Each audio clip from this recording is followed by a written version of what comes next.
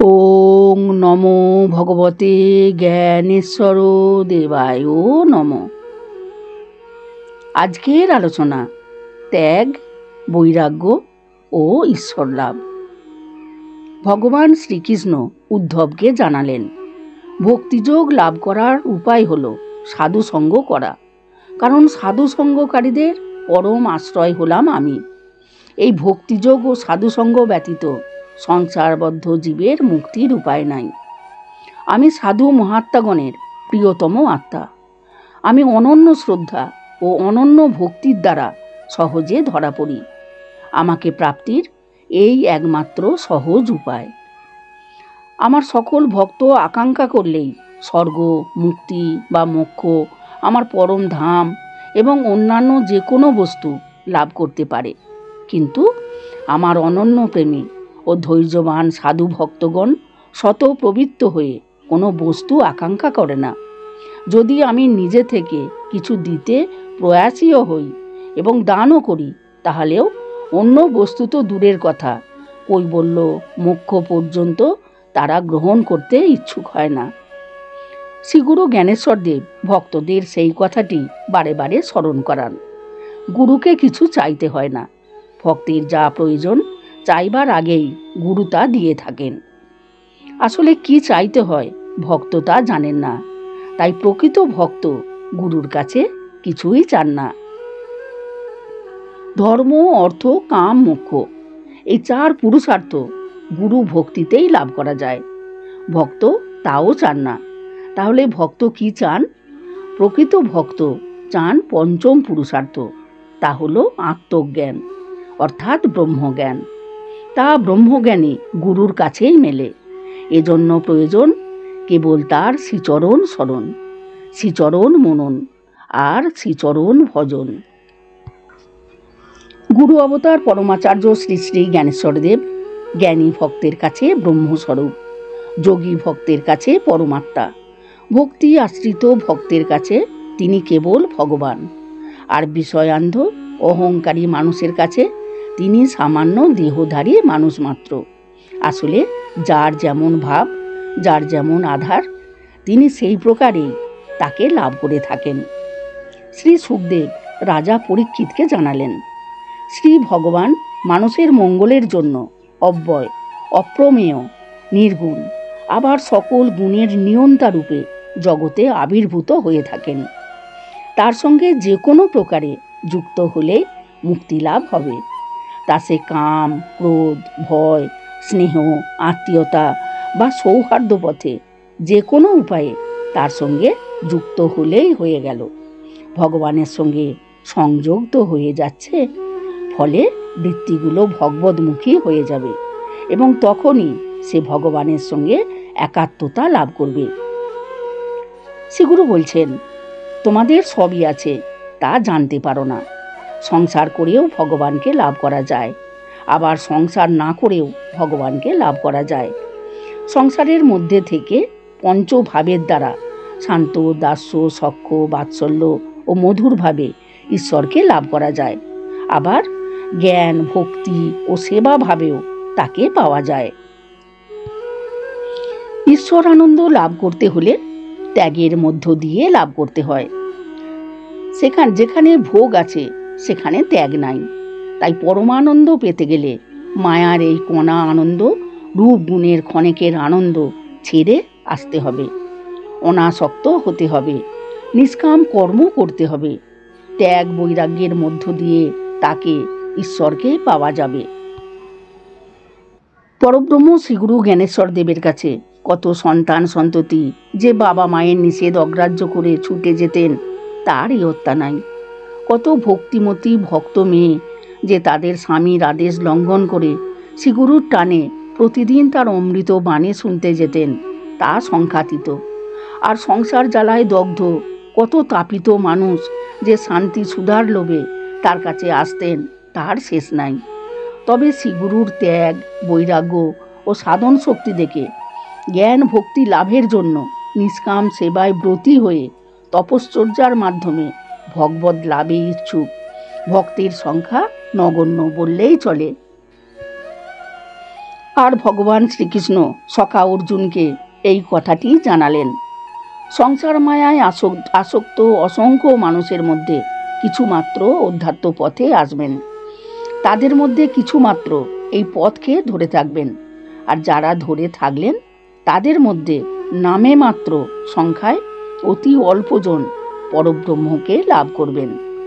এটি হলো ভগবত বিধান, যে কলিযুগে মায়া রূপ ও রঙের প্রবল আকর্ষণ কাটিয়ে মায়ামুগ্ধ মানুষ খুবই কম সংখ্যায় তার অন্তর্টানে চিৎ শক্তি লাভে আকৃষ্ট হবে। বাহ্যিকে মায়ার ঐশ্বর্যের প্রতি মোহ কাটলে তবেই ভগবত ঐশ্বর্যের প্রতি আকৃষ্ট হবে, আর সেটি ঘটবে ঈশ্বর কৃপায়, ব্রহ্ম কৃপায়, এক কথায় শ্রীগুরুর কৃপায়। সেই কৃপা বর্ষিত হয় ভক্তের আকাঙ্ক্ষা অনুসারে, ভক্তের আধার অনুসারে। বাহ্যিকের ভোগ বিলাসিতার বিরাগ এলে তবে ভগবতে অনুরাগ আসে, আর সেটি হলো ভগবত কৃপা। শ্রীগুরু বলছেন, এই জগৎ সংসার তার, আর তোমরা তাকেই বাদ দিয়ে তোমাদের নিজেদের সংসার ভেবেছ, তাই সুখের বদলে দুঃখ পাও। তোমরা সবাই যে তার, তোমার ছেলে মেয়েও তার, এই কথাটি ভুলে গেছ। আর জমি জমা ঘর বাড়ি সব তোমার ভেবেছ, ফলে এত দুঃখ কষ্ট জ্বালা যন্ত্রণা ভোগ করছো। সব তার ভেবে অল্পে সন্তুষ্ট হয়ে সকলের সেবা করে যাও। কেবল তাকে ডাকবে, তার কথাই চিন্তা করবে, তখন দেখবে আনন্দ পাবে। সংসার শিক্ষার মন্দির, এখানে সেবা ভাবে ভগবত পাবে। অনাসক্তি থেকে আসে নিষ্কাম অবস্থা, আর নিষ্কাম অবস্থা এলে ত্যাগ এলো, ত্যাগ এলে বৈরাগ্য এলো, তখন তোমার সব লাভ হলো। অনাসক্তি অবস্থা থেকেই সুখ অনুভব করা যায়। এরপর নিষ্কাম অবস্থা লাভ হলে আনন্দ আসে, আর ত্যাগ থেকে ভালোবাসার সৃষ্টি হয়। এরপর বৈরাগ্য এসে গেল মানে তুমি সে হয়ে গেলে। বৈরাগ্য এলো মানে মন ক্ষেত্র শ্মশান হয়ে গেল, সেখানে তুমি সব হয়ে গেলে, অর্থাৎ তোমার শিবত্ব লাভ হলো, মানে তুমি শিবহম হয়ে গেলে। শিবলোক থেকে এসে তুমি জীব হয়েছিলে, এখন আবার তুমি শিব হলে, অর্থাৎ আবার তুমি শিবলোকে ফিরে গেলে। এটা কুটুম বাড়ি। তুমি শিবলোকে গেলে মানে তুমি নিজের বাড়ি ফিরে গেলে। সাধনার জন্য এসেছিলে, সাধনা করে ফিরে গেলে। শ্রীগুরু জ্ঞানেশ্বরদেব তখন ছিলেন দাওনাগাছিতে। রাত্রে শ্রীগুরু বিশেষ ঘুমাতেন না, বিশ্রাম নিতেন বলা যায়। তখন গভীর রাত্রি, শ্রীগুরু শায়িত অবস্থায় আছেন, কিন্তু জেগেই আছেন। এমন সময় তিনি দুজন ডাকিনীকে তার সামনে দেখতে পেলেন। তারা বড় বড় চোখে শ্রীগুরুকে দেখছেন। ডাকিনী হলো হর পার্বতীর অনুচরী। শ্রীগুরু তাদের দেখে উঠে জিজ্ঞাসা করলেন, তোমরা কে? ডাকিনীদ্বয় বললেন, প্রভু, উপর আকাশ অর্থাৎ মহাকাশ পর্যন্ত জ্যোতিতে পূর্ণ হয়ে আছে, তা অতিক্রম করে আমরা যেতে পারছি না, তাই ওই ভীষণ জ্যোতি দেখে নেমে এলাম। দেখতে এলাম কে আপনি? কোনো মহাত্মা ছাড়া এমন জ্যোতি তো হয় না। মহা সৌভাগ্য বলে আপনার দর্শন লাভ হলো, আমাদের জীবন ধন্য হলো। প্রভু, আমরা আপনাকে প্রণাম জানাই। শ্রীগুরু তাদের আশীর্বাদ করে বললেন, এখন দেখা হয়েছে তো, এবার যাও। ডাকিনীদ্বয় বললেন, হ্যাঁ যাচ্ছি প্রভু, কিন্তু যাব কি করে?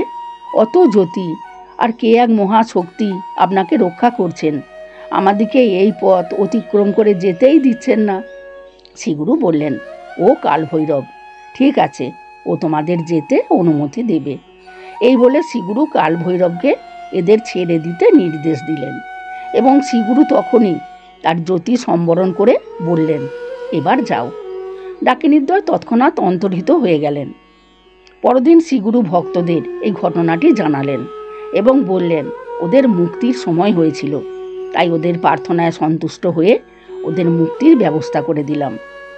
ভক্তরা জিজ্ঞাসা করলেন, বাবা, আর কখনো এরকম ঘটনা ঘটেনি? শ্রীগুরু বললেন, আমি যখন শিবত্ব লাভ করেছিলাম তখন ভূত প্রেতরা আমার চারপাশে সবসময় কিলবিল করে ঘিরে থাকতো। তখন আমার অধিকাংশ কাজই ওরা করে দিত। উদ্দেশ্য অন্য কিছু নয়, কেবল মুক্তি পাওয়ার উদ্দেশ্যে, আমাকে সন্তুষ্ট করার জন্য ওরা ওই প্রকার করত। একবার সবজি দোকানে বাজার করে পাশে ব্যাগটা রেখে দাম মেটাচ্ছি, হঠাৎ দেখি ব্যাগটা নাই। কি হলো, ব্যাগটা কোথায় গেল? দোকানদারও খোঁজ করতে লাগলো। তখন আমি বুঝলাম নিশ্চয়ই এটা ওদের কাজ। পরে ঘরে এসে দেখলাম সত্যই ওরাই করেছে। ওদের এরূপ করতে নিষেধ করে দিলাম। এরপরে একদিন কয়লার বস্তা রেখে দাম মেটাতে একটু সময় লেগেছে। ইতিমধ্যে বস্তার দিকে তাকিয়ে দেখি বস্তা হাওয়া। ওটিও ওদের কাজ বুঝে কাউকে কিছু না বলে বাড়িতে এসে দেখি বস্তা অনেক আগেই হাজির হয়ে গেছে। এবারেও ওদের ওই প্রকার করতে নিষেধ করে দিলাম। এইভাবে ওরা জল এনে দিত, ঘুঁটে এনে দিত, অনেক কাজ করে দিত। ওরা পেট জন্ম থেকে মুক্তি লাভের জন্য এই প্রকারে সেবা করত। এরপর যখন আমার মধ্যে শ্রী বিষ্ণুর প্রকাশ ঘটল, তখন তার জ্যোতিতে ভয় পেয়ে ওরা সব পালিয়ে গেল। শ্রীগুরুর মুখে এই সকল অবিশ্বাস্য অত্যাশ্চর্য ঘটনা শুনে স্তম্ভিত হয়ে গেলেন সকলে। শ্রীগুরু বলছেন, ক্ষেত্র ঠিক থাকলে ফসল ভালো হয়, আর ক্ষেত্রকে ঠিক করে প্রস্তুত করার দায়িত্ব তোমাদের নিজেদের। সেই রকম মনোক্ষেত্রের সব আগাছা তুলে ফেলো। এবার তাতে বীজ পড়লে ফল ভালো পাবে। কামনা বাসনা থাকতে ঈশ্বর লাভ হয় না। কামনা বাসনা এরকমই যে সে ওই আগুনে নিজেও জ্বলে আর অপরকেও জ্বালায়। কারোর নাম যশের কামনা, কারোর টাকা কড়ির কামনা, কারোর বিষয় সম্পত্তির কামনা। আবার দেখো, এই শশা গড়া পৃথিবীর অধীশ্বর যিনি, তার ঐশ্বর্যের দিকে কোনো লোভই নাই, অথচ তিনি সকল ঐশ্বর্যের মালিক। দেখো, সংসারের সমস্যা কোনোদিন দূর হবার নয়। একটা সমস্যার সমাধান হলে আবার একটা সমস্যা এসে হাজির হবে। এই কারণেই সংসার এবং জীবন হলো সমস্যা সংকুল। আসলে সংসারটি যার, তাকে ধরতে পারলেই সকল সমস্যার সমাধান হয়। তিনিই আছেন তোমাদের অন্তরে। তাকে ধরা মানে তাকে জানা, আর তাকে জানা মানে তোমার নিজেকে জানা। তাই বলছে আত্মানং বৃদ্ধি, অর্থাৎ নিজেকে জানো। বলছে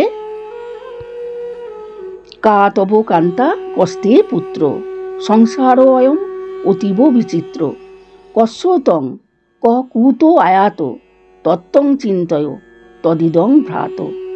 অর্থাৎ, কে তোমার স্ত্রী, কে তোমার পুত্র? এই সংসার খুবই বিচিত্র।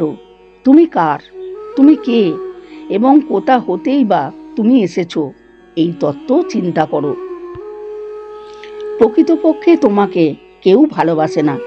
সংসারে আছে কেবল স্বার্থের ভালোবাসা। আসলে যে তোমায় ভালোবাসে, তুমি তাকেই ভালোবাসো না। তিনি তোমাকে জল, আলো, বাতাস, খাদ্য সকল কিছু দিয়ে বাঁচিয়ে রেখেছেন। তিনি হলেন ভগবান।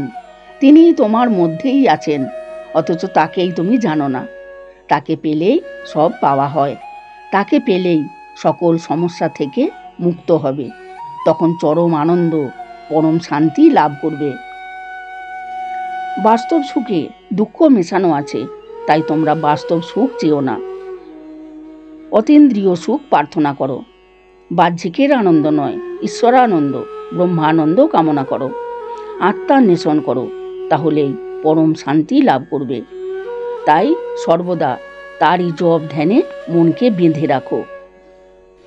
শ্রীগুরুর বাণী, তুমি যা চাও তা কার নিকট পাবে? তোমার কর্ম তুমি বুঝে নাও। সময় চলে গেলে আর সময় পাবে না। তাই সুন্দরকে জানার যে কর্ম, তা ঠিক সময়েই করতে হবে।